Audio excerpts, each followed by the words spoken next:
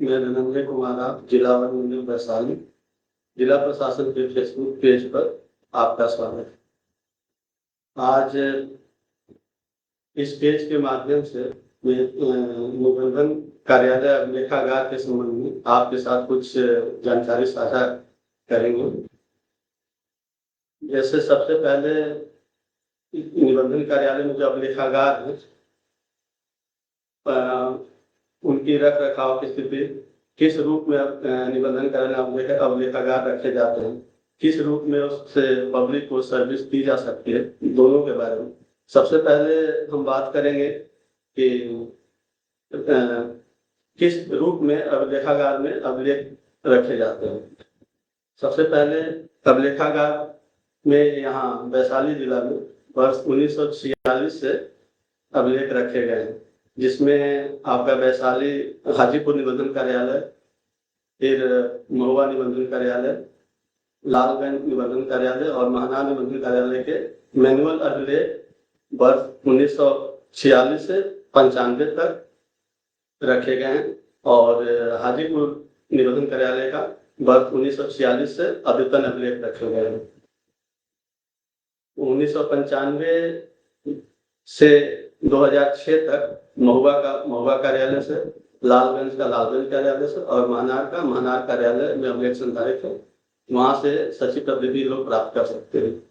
और 2006 से डाटा सारा डिजिटाइज है, क्योंकि कंप्यूटराइज डेटा है। 2006 से कंप्यूटराइज डेटा है, हर कार्यालय में उपलब्ध है। अभिलेख के रूप की बात करें तो अभिलेखागार में अभिलेख दो रूप में रखे गए हैं, एक इंडेक्स के रूप में, दूसरा जिल्द के रूप में। इंडेक्स की बात करते हैं, इंडेक्स में दो तरह का इंडेक्स होता है, इंडेक्स 1 और इंडेक्स 2। इंडेक्स 1 जो होता है वो वर्षवार पब्लिक जो सेलर परचेजर हैं उनके नाम का जो अल्फाबेट होता है, अल्फाबेट से बनता है। जैसे उदाहरण स्वरूप अगर बात करें तो 1970 का अगर हम इंडेक्स ए लेटर इंडेक्स देखें, उसमें उस वर्ष में ए लेटर नाम के जितने भी पक्षकार होंगे उसकी विवरणी उसमें मिलेगी इंडेक्स 1 में। उसी तरह इंडेक्स 2 की बात करें, इंडेक्स 2 संपत्ति वार इंडेक्स बनता है, जैसे उसमें मौजावार बनता है। जैसे अगर मान लीजिए वैशाली के परिप्रेक्ष्य में बात करें तो किसी भी वर्ष का 1970 की बात करें, अगर हमको ये पता है कि दीघी कला का मेरा संपत्ति है, लेकिन हमको ये पता नहीं है कि उसका वॉल्यूम नंबर, डीट नंबर क्या है, लेकिन ये पता है कि उसका खाता खसरा क्या है, तो हम इंडेक्स 2 सर्च करके उसके जिल्द की या डीट की जानकारी प्राप्त कर सकते हैं। दीघी का जो होगा, डी लेटर का जो उस वर्ष का इंडेक्स 2 होगा, उसमें डिटेल उसका मिलेगा। फिर अब जिल्द की बात करें तो जिल्द निबंधन अभिलेखागार में 5 रूप में संधारित है। एक होता है book 1, book 2, book 3, book 4, book 5। Short में सारे के बारे में हम डिटेल करेंगे। बुक 1 में generally sale deed, sale gift, agreement, lease ये सब होता है। बुक 2 में जो रिफ्यूजल होता है किसी दस्तावेज का, उसका अभिलेख संधारित होता है। बुक 3 में एडॉप्शन डीड, विल डीड से संबंधित अभिलेख संधारित होता है।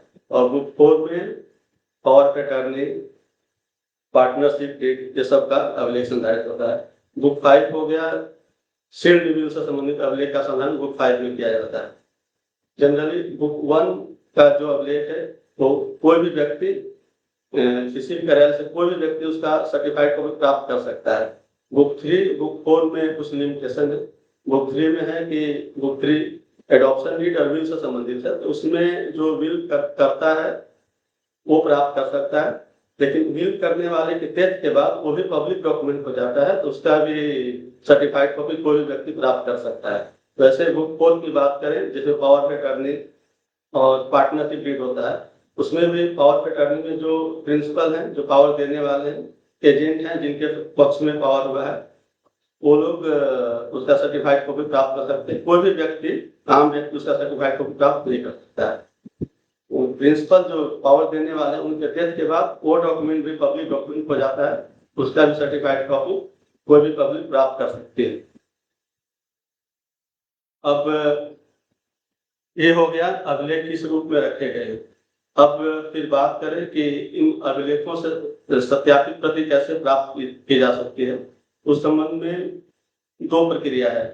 एक 2006 से जो कंप्यूटराइज्ड डेटा है 2006 से अब तक, कि आप चाहें तो ऑनलाइन भी सर्टिफाइड कॉपी प्राप्त कर सकते हैं, और 2006 से पहले का है उसके लिए आपको कार्यालय में जाकर मैनुअल सर्टिफाइड कॉपी प्राप्त करने का प्रावधान है।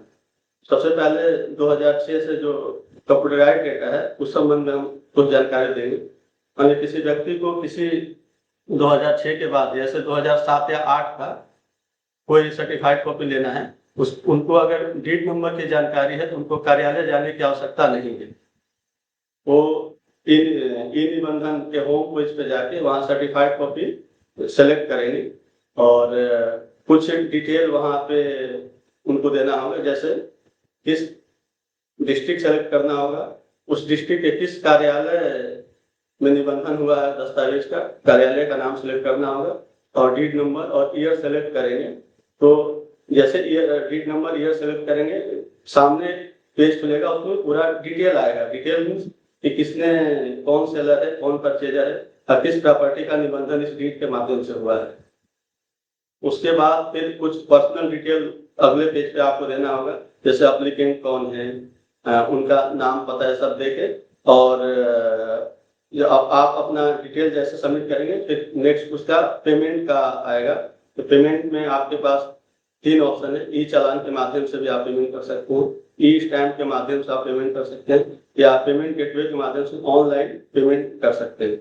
पेमेंट की प्रक्रिया पूरी करके जैसे ही आप सबमिट करेंगे तो हमारे ऑफिस के रिकॉर्ड कीपर के लॉगिन पे वो सारा डिटेल आपका आ जाएगा एप्लीकेशन, और रिकॉर्ड कीपर रिकॉर्ड से वेरीफाई करके और जैसे अप्रूव करेंगे तो आपके लॉगिन में वो डीड आपको दिखेगा, जहां से आप उसका सर्टिफाइड कॉपी डाउनलोड कर सकते हैं। उसके लिए आपको कार्यालय आने की आवश्यकता नहीं है। और फिर 2006 से पहले का अगर सर्टिफाइड कॉपी लेना है तो उसके लिए आपको कार्यालय आके, कार्यालय में फॉर्म होता है सर्च का फॉर्म भर के, और जो उसके लिए निर्धारित शुल्क है वो शुल्क जमा करके आप सर्टिफाइड कॉपी प्राप्त कर सकते हैं।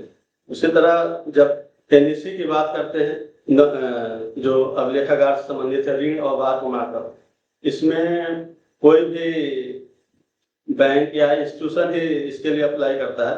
उसमें भी पूरी तरह से 2006 से आगे का आप देखें डेटा पूरा ऑनलाइन है। वहां से आप उस ई निबंधन के पेज पे जाके नॉन इनकम्बरेंस सेलेक्ट करके वहाँ भी ऑनलाइन पे करके आप ऑनलाइन या जो 3 मोड बताया गया पेमेंट का, उस माध्यम से पेमेंट करके आप सर्टिफाइड नॉन इनकम्बरेंस सर्टिफिकेट भी आप ऑनलाइन डाउनलोड कर सकते हैं। उसके लिए भी कार्यालय आने की आवश्यकता नहीं रह गई। फिर आगे हम बात करते हैं जो हमारे मैनुअल अभिलेख थे 2006 से पूर्व के, उसमें तो 1995 तक का डेटा पूर्व में डिजिटाइज किया हुआ है, और 1995 से बैक का भी डेटा डिजिटाइज किया जा रहा है। एजेंसी का चयन हो गया है, जल्द ही डेटा को, सारे डेटा को डिजिटाइज करके ऑनलाइन उसमें पोर्टल में डेटा अवेलेबल करा दिया जाएगा। तो उस स्थिति में कोई भी व्यक्ति 1946 से अद्यतन घर बैठे ही ऑनलाइन पेमेंट करके किसी भी डीड का सर्टिफाइड कॉपी या नॉन इनकम्बरेंस आसानी से प्राप्त कर सकते हैं। धन्यवाद।